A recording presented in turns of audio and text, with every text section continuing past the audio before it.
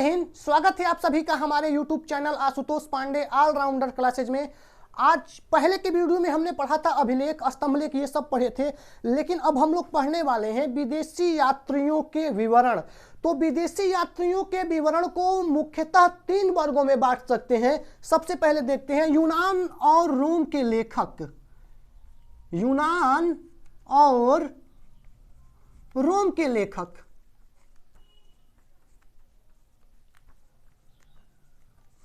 फिर चीन के लेखक।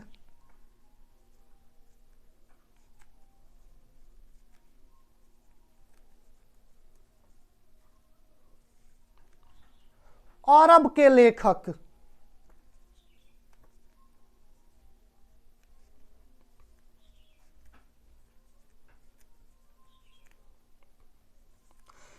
विदेशी यात्रियों के वृत्तांत की अगर बात करें तो इनके वृत्तांत भी साहित्यिक साक्ष्य हैं। इनके वृत्तांत से हमें यह जानकारी मिलती है उस समय के राजवंश के, कि किस राजवंश के समय कौन सा विदेशी यात्री आया था। उसके बाद हमें उस समय के राजनीतिक सामाजिक स्थितियों की जानकारी मिलती है विदेशी यात्रियों के वृत्तांत से।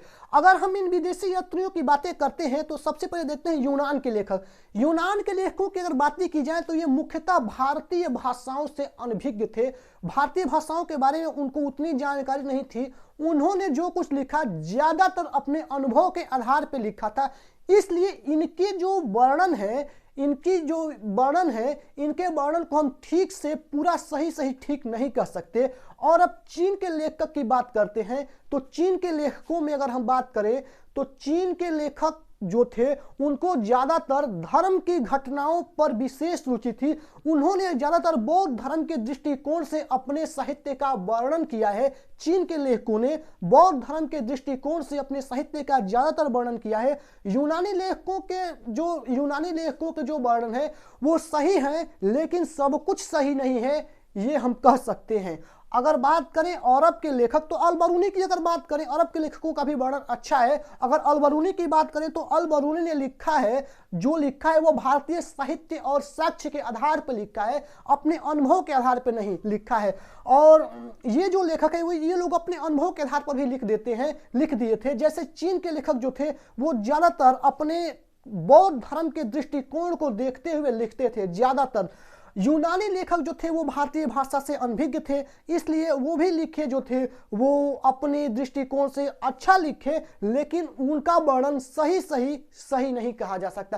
क्योंकि अगर मेगस्थनीज ने जो लिखा है, मेगस्थनीज ने कहा है कि भारत में 7 प्रकार की जातियां हैं, तो ये कहीं से भी ठीक नहीं लगता। उसने लिखा है कि भारत में दास प्रथा नहीं है, उस समय की बात की जाए तो ये कहीं से ठीक नहीं लगता। तो हम कह सकते हैं कि इन लेखकों के इन सब कमियों के बावजूद भी अगर बात करें तो इन लेखकों के वर्णन भारतीय प्राचीन इतिहास में काफी महत्वपूर्ण भूमिका निभाते हैं।